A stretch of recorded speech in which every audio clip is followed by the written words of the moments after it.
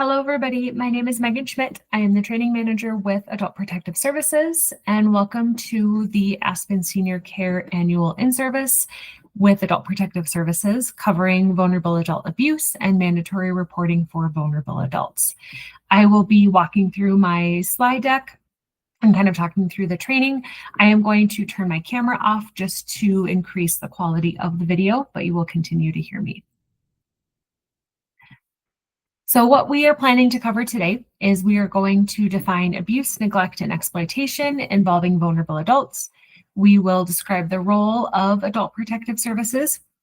You will hear me say Adult Protective Services throughout the time of this training. The big reason why is we are just hoping to reduce the barriers and other factors that could impact our ability to work with our aging population. APS and AP&P sound really similar when you're talking about them in the community. And if you're not aware, AP&P is adult probation and parole. So we do have individuals that will either the older adult themselves, the family member, that will hear APS and assume that we are there under a criminal capacity with adult probation and parole. So if you do talk about our services or a potential need for our agency's intervention, it's great just to use Adult Protective Services just so they can understand and distinguish between the two.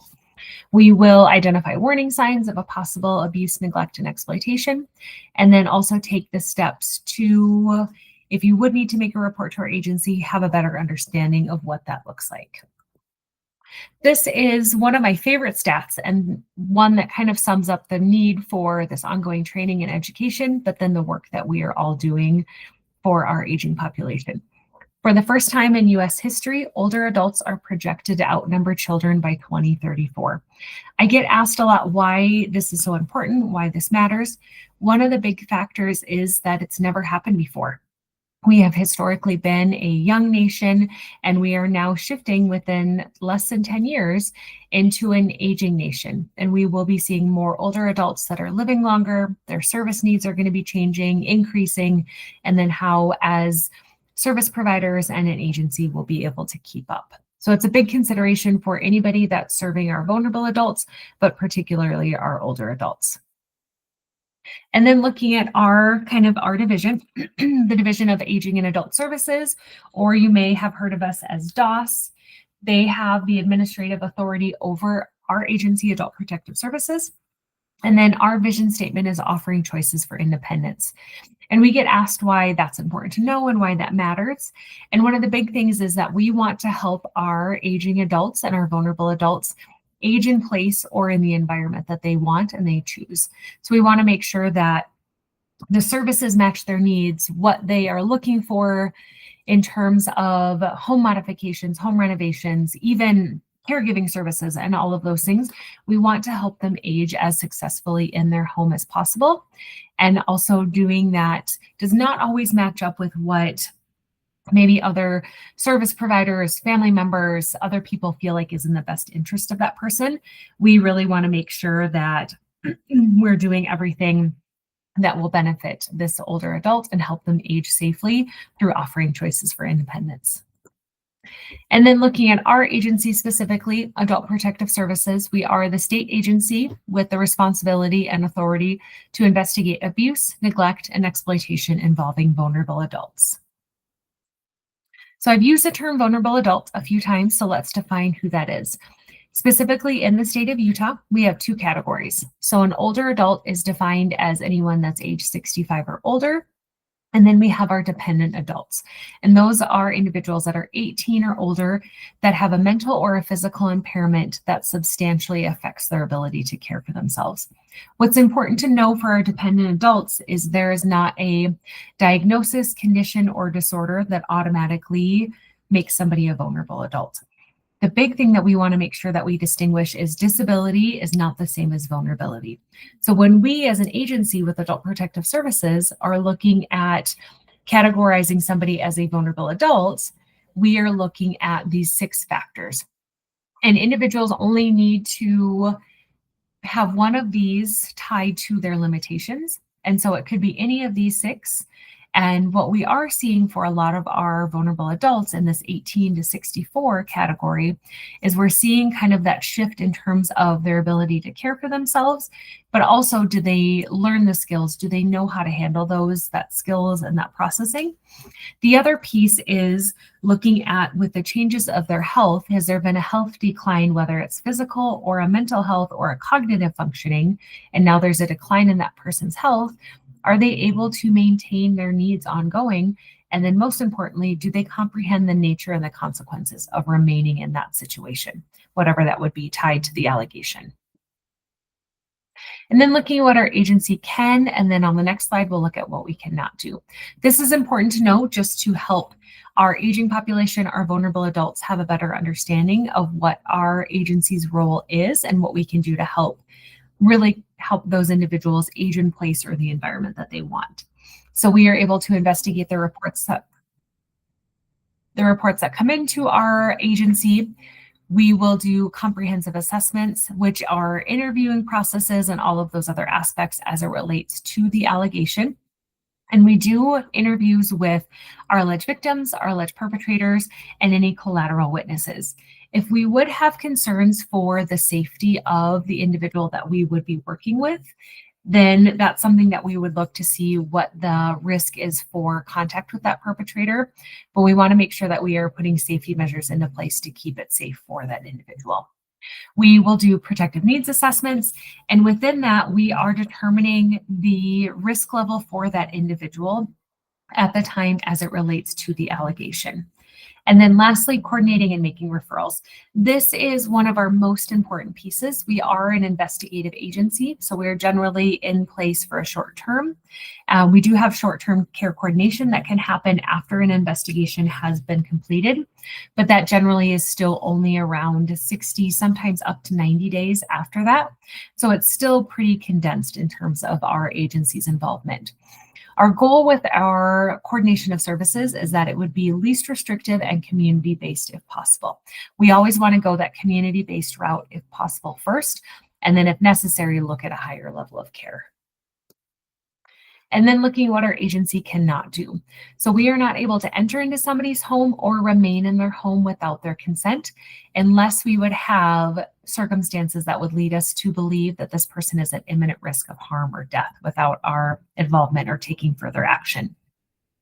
And we're also not able to remove an adult against their will and place them into another living environment. There is that small asterisk that's there. We do have an emergency removal process, and that is for somebody that we have determined that they are at imminent risk of harm or death without our intervention. And we do have to petition to go in front of a judge and request that an emergency removal be taken into there, where we would also be looking at emergency guardianship and coordinating with our guardianship agencies during that time. We do these emergency removals on a very last resort basis because we are essentially at that point taking the kind of lead in terms of this person's care and making decisions on their best behalf. And so it's not always what somebody would feel like they would want to do or what other family members. So we want to make sure that we're doing that as a last resort. We do not take custody of adults. We don't do guardianship, conservatorship, fiduciary roles. That is something, if it's needed, we would contract with other agencies to provide that level of care. We don't place adults in nursing homes or other facilities. We do get calls from family members and care providers that say, I'll just use the name Sarah. Sarah is not safe to live in her home. We really feel like she would do better in a nursing home or a higher level of care, but she's not willing to do that. Will you help her move into that, or will you make that decision for her? And so we are only able to provide services on a voluntary consent basis unless we would be court ordered to do so. So if we would have an emergency removal process. And then lastly, we do not conduct welfare or wellness checks. If you would have concerns for the welfare or the safety of a vulnerable person, please call the local non-emergency law enforcement number where that person resides to request that a welfare check be done on their behalf. There are welfare checks that will turn into Adult Protective Services investigations, but our teams are not able to just go out and check on the welfare of an individual without an open investigation. Here are our allegation types that we do investigate. We're not going to go through all of them, but our Utah code is down at the bottom, 26B-6-201. And we will walk through a few of them. I would encourage you to look up our allegations though, and look at the definitions just to learn a little bit more about what that looks like. When we're looking at abuse, we did have some changes to our statutory language in 2025, so it's important to kind of look at what those changes are. So what we know with abuse now is that means that it was knowingly, intentionally, or recklessly attempting to cause harm, causing harm, or placing another in fear of imminent harm. So recklessly was added into our abuse definition in May of 2025. Just helps us to be able to look at the actions that are being done or taken by a caretaker or a family member to be able to see, was harm caused or was this person placed in fear of harm as a result of the action by that person. And when we're looking at physical injury and harm, what we generally think is those physical assaults. So hitting, punching, kicking, pulling hair, slapping, anything that's going to be leaving a mark. So a broken bone, a bruise, some kind of injury to that person. But it's also important to know what else physical injury could include. So it's looking at damages or conditions as described in this list below, but seeing that physical pain, impairment of physical functioning, even malnutrition and dehydration, those are all things that could be categorized within our Utah code as physical injury. And then taking it one step further and looking at the physical harm aspect of it. And that's looking at the physical pain or the mental anguish that is caused to that person that we know that's either knowingly or intentionally inflicted upon them. So it's important to know that not always will we see those broken bones or those bruises and different things, but you may have concerns for physical harm that's being caused to that person as it relates to an injury that's happened, and knowing what that looks like is important to distinguish. Then when we look at emotional abuse, and so this is important to know because we did also have some language changes here. So this is emotional or psychological abuse, and it's knowingly or intentional verbal or nonverbal conduct that's directed at a vulnerable adult, and the language changes is in bold, that would cause a reasonable individual to suffer mental anguish, emotional distress, fear, humiliation, degradation, agitation, or confusion. And the reason for the language change is that we wanted to be able to support those individuals with cognitive impairments or communication deficits to where they may not really be able to verbalize or disclose the emotional anguish or distress that they were in as a result of this abuse. And so it's that idea of what a reasonable individual, how would they feel if they had a family member or caregiver constantly screaming at them, belittling them, calling them names, even directing nonverbal threats towards that person? How would they feel? Would it include acts of intimidation, threats that are being made, isolation, or even harassment that's happening? The other piece that's important to know, especially with our aging population where they're aging in the home or around other individuals, emotional abuse does not include verbal or nonverbal conduct that's directed by a vulnerable adult that is lacking the capacity to intentionally or knowingly cause this towards another vulnerable person.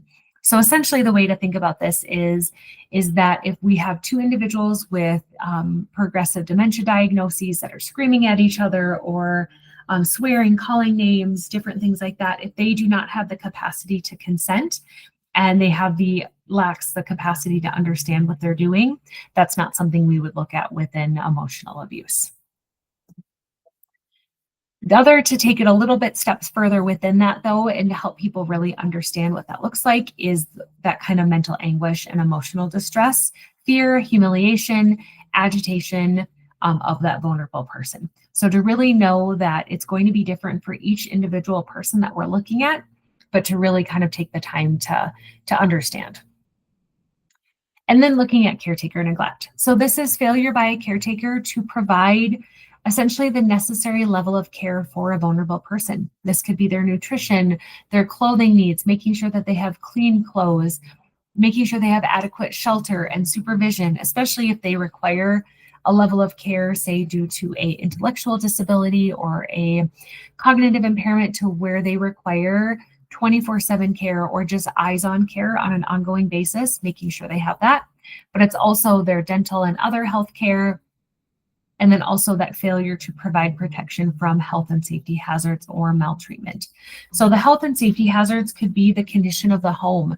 Is that person that's requiring a higher level of care, are they in a safe, clean home that's free from debris or fall risks or things that could put their health at risk?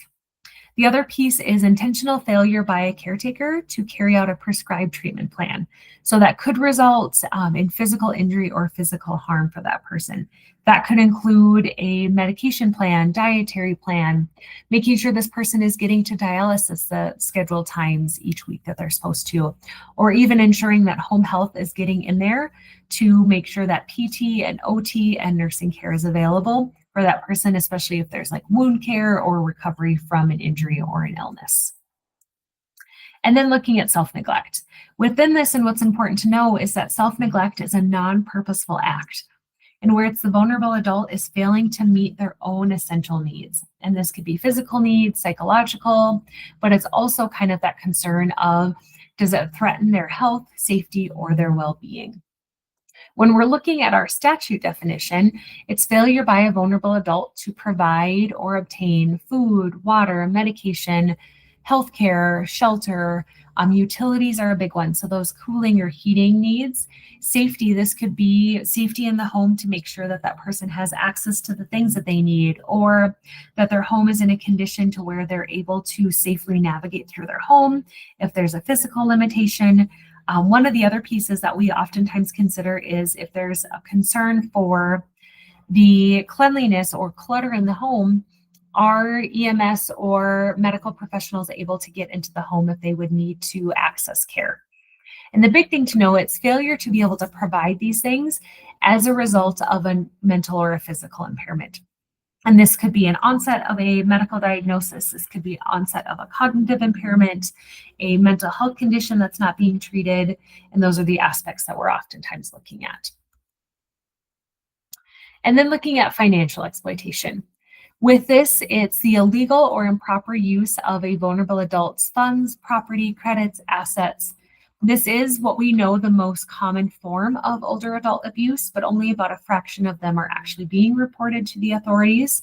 They say we know of about 1 in every 24 cases of abuse or neglect that's happening in Utah, and about 1 in every 50 cases of financial exploitation. So it is being vastly underreported.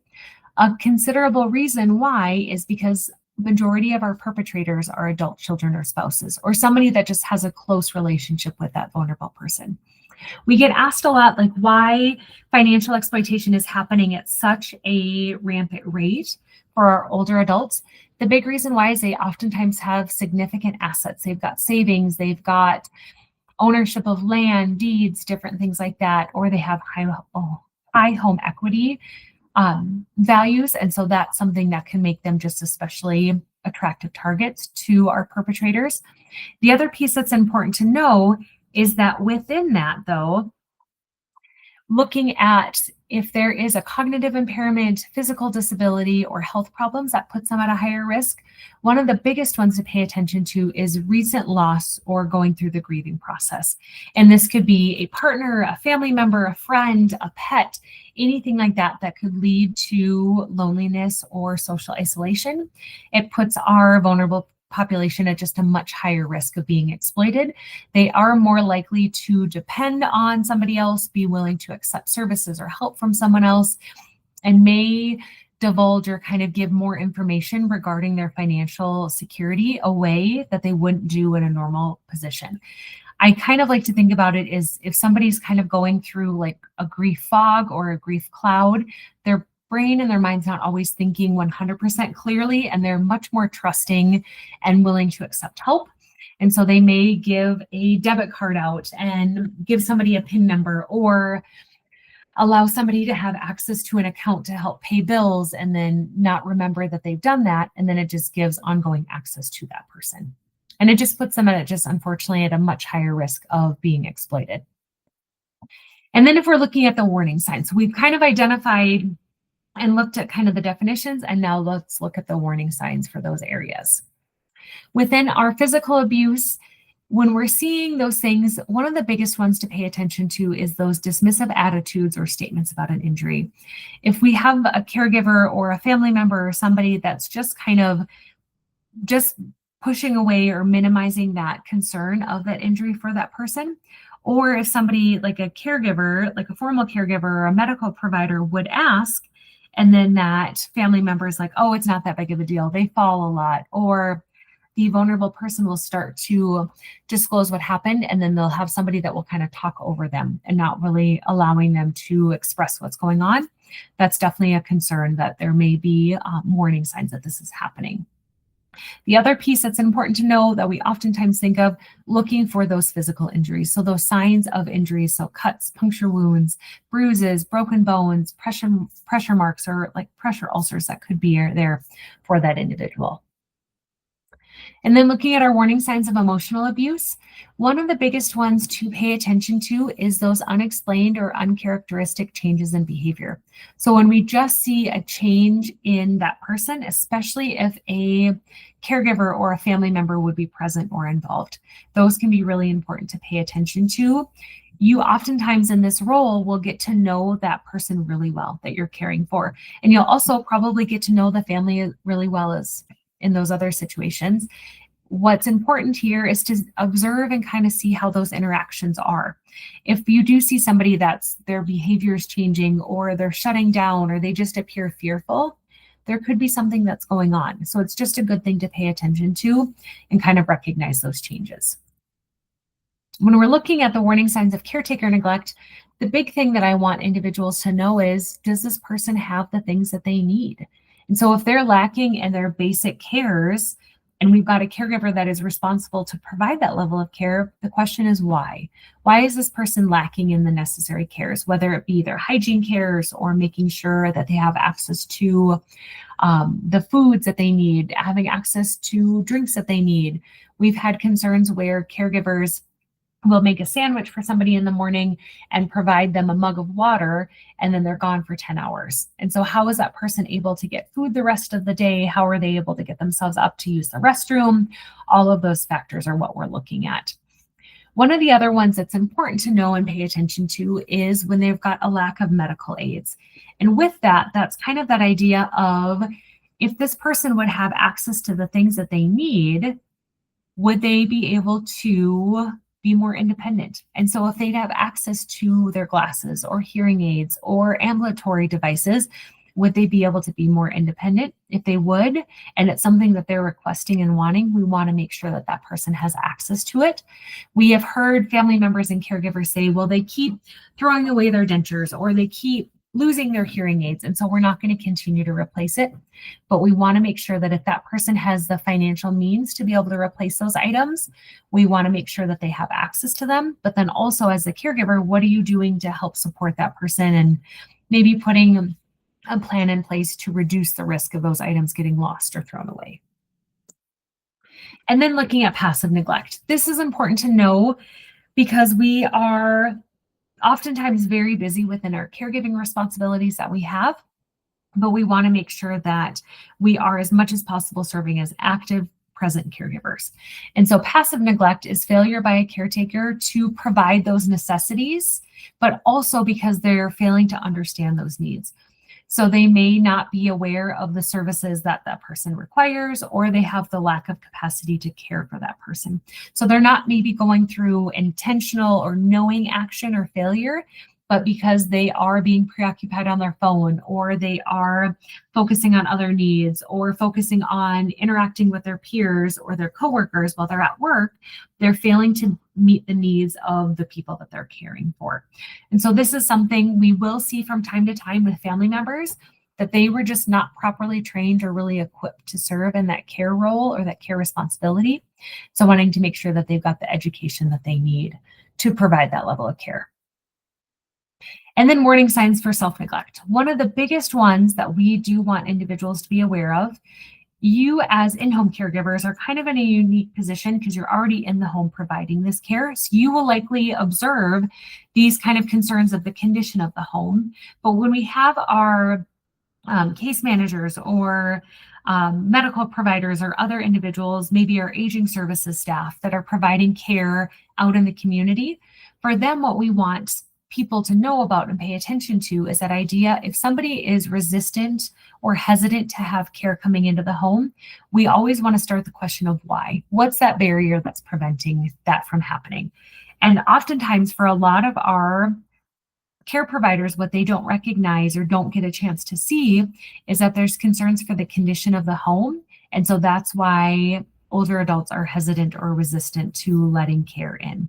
So a quick example that I can give is we did have a older adult in the community that had been going to the emergency room and required a higher level of care, but she really wanted to age in her home. And so they had come up with the alternative of providing home health care, but she was very resistant, according to the hospital, to receive home health care.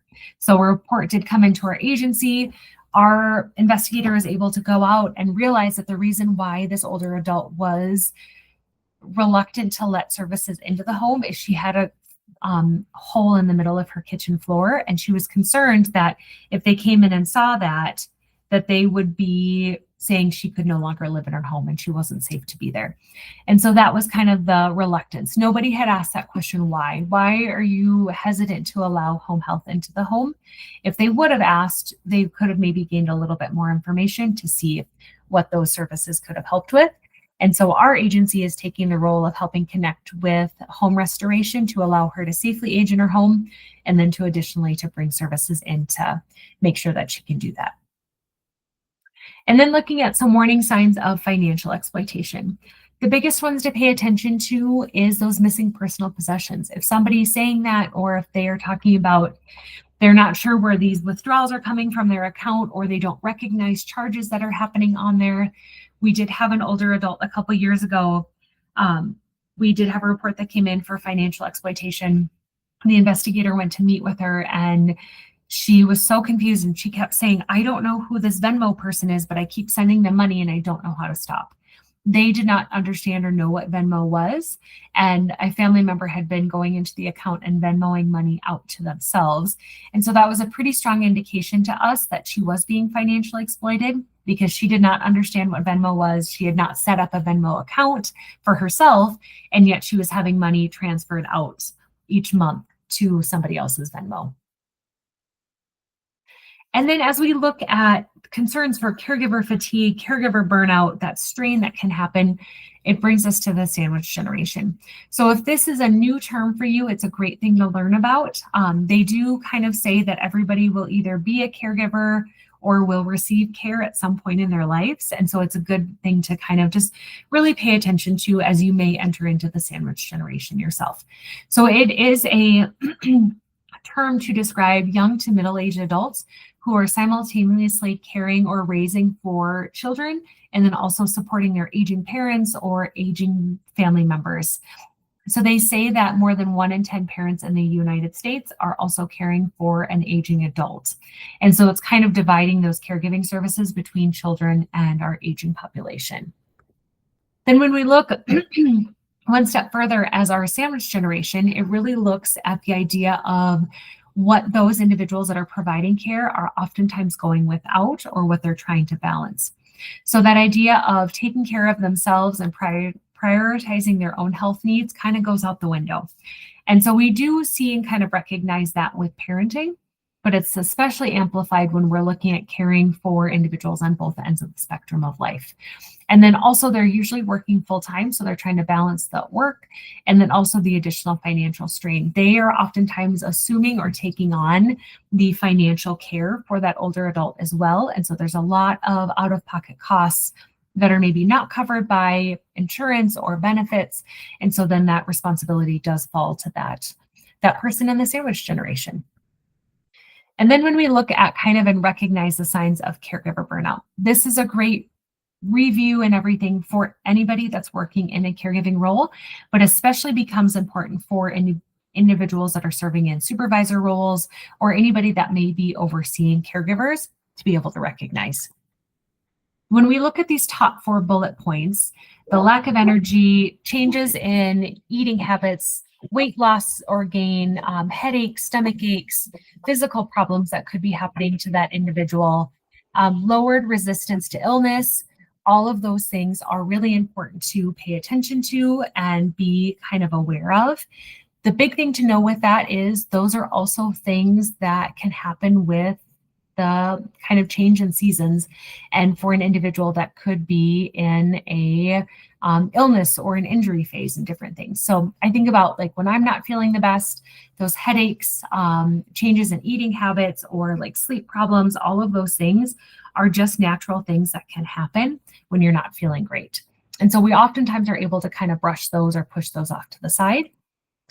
But then when we really start looking at kind of those additional bullet points where we're seeing not just kind of those physical changes, but then those kind of emotional or behavioral changes as well. So withdrawing from or losing interest in activities that you once enjoyed, neglecting your own needs, where you feel like that kind of high level of impatience and irritability, and you're argumentative. It could be with the person you're caring for, family members, coworkers, also kind of those changes in mood, but then also difficulty coping with those everyday things. So this can become especially important when we're looking at the concerns. You as a supervisor will oftentimes recognize this in other people before they recognize it in themselves. And so that's an important thing to kind of really pay attention to and recognize that for us as those boots on the ground kind of day-to-day caregivers, they will oftentimes push or brush these signs and symptoms off to the side, but you will start to notice it either in how they're talking about a client they're caring for, or their case notes, or just how they are just talking to their coworkers. You may start to notice this more. We want to make sure that we've got supports in place to support our caregivers and make sure they're able to provide the best level of care. And then looking at mandatory reporting. So Utah has a mandatory reporting state. So any person who has a reason to believe that a vulnerable adult has been the subject of abuse, neglect, or exploitation shall immediately notify Adult Protective Services intake or the nearest law enforcement agency. Then it goes on to say that when the initial report is made to law enforcement, then they will notify Adult Protective Services, and then our agencies will work in coordination as appropriate as possible to make sure that we've got protection in place for that vulnerable person. And then failure to report. So this question does come up, like what if you're aware of an Adult Protective Services issue and you choose not to report it? So our mandatory reporting law does have a penalty clause. So an individual is guilty of a Class B misdemeanor if they willfully fail to report suspected abuse, neglect, or exploitation of vulnerable adults to Adult Protective Services intake or our nearest law enforcement agency. And here is our reporting information. So you can reach us Monday through Friday from 8 a.m. to 5 p.m. at 1-800-371-7897. Or you can also report online 24/7 at dos.utah.gov. What's important to know here is that if you do report online, it's the same questions that would be asked whether you would call in or report online. The other piece that's important to know, though, is that they are processed within business days. And so if you would make a report on a Saturday night, say at 7 o'clock, that report would not be processed until that following Monday morning at 8 a.m. So it's important to know if you would have concerns or not quite sure if this is something that would maybe result or need an immediate response due to kind of safety concerns, recognizing that contacting law enforcement is generally the most appropriate if there is concerns for safety or harm of that vulnerable person. And then another big question is, we get asked a lot, what do I need to share with Adult Protective Services when I'm making a report? The big thing to know is we need as much information about that vulnerable adult as possible. So we need their full name, their date of birth, how they're vulnerable, whether due to age or a mental or physical impairment, where they're living. And then the other one that's really important is, where do they spend most of their time? We do get reports and it'll give a home address for the person, a home phone number, but the person is out in the community a lot. And so they're not home oftentimes. And so when our investigators are going out, they're missing that person. If they go to the senior center, if they spend time in a day treatment program, if they go to do a volunteer job, that's really important for us to know when they will be home or when they're going to be out in the community to make it easier for us to find them. Contact information is really helpful as well. And then also safety concerns for the investigator going out. Within this, it's kind of looking at if there are safety concerns, it doesn't prevent us from going out, but if there are things that we should be aware of, it helps us go out safer into the community. And so that's an important piece for us to know. And along with that is if there would be an alleged perpetrator within the case, as much information about that perpetrator as well. So the name, the age, living situation, contact information, as well as this, if the perpetrator is out of the home for a few hours a day, let us know that so that our investigator can come by during the time they're out of the home. And the other piece is be as specific as possible. So describe the injury, what the bruising looks like, when it occurred, how it was disclosed, those conversations that you're either having, you're overhearing, and then what that impact on that vulnerable adult. And if they are resulting in physical anguish, mental distress, humiliation, whatever that looks like, it's really important for us to know. And then collateral information. So this could be family, medical providers, mental health providers, any supports, essentially anyone who may know about the allegation and can aid in the investigation. I will say is if a collateral witnessed the allegation that took place, please encourage them to also contact Adult Protective Services to report. It just really helps to make sure that we get the most accurate information. If there's any documentation that can be shared, especially if there's photos of an injury, information regarding like changes in financial situations that you may be aware of, that could really help and aids in the investigation, especially those photos, because bruises do fade. And so it's helpful for us to know at the time that it's either disclosed or discovered the condition that it's in. And then lastly, your information as the referent. Our goal within our agency is to collaborate as much as possible and as appropriate on our open and active cases. We can share more information when the case is open and we're still investigating. Once the case is closed, it is considered a record, and it's very limited in terms of what we can share for the privacy of that person because we are working with adults. And lastly, here is my contact information. You can reach me on my cell at 385-270-4069, or you can reach me by email at mjschmidt@utah.gov. And then our reporting information is on the other side in purple. One of the other pieces that's important to know is that you can call our agency to learn more, gain more information, and know how to kind of respond or best help somebody in the community. It doesn't just have to be to make a report about abuse, neglect, or exploitation. You can call to find out about resource numbers or who and how to contact, or you can go to our website to learn more about what our agency does, the local area agencies on aging. We've got an interactive map there that can show you the locations, how to help somebody get connected, talks about our Office of Public Guardian, our Older Americans Act. There's lots of resources that are there. So I would encourage you to take some time to learn a little bit more about our Division of Aging and Adult Services, and then also specifically Adult Protective Services, so that we can work together to ensure the proper care of our aging population across the state of Utah. Thank you.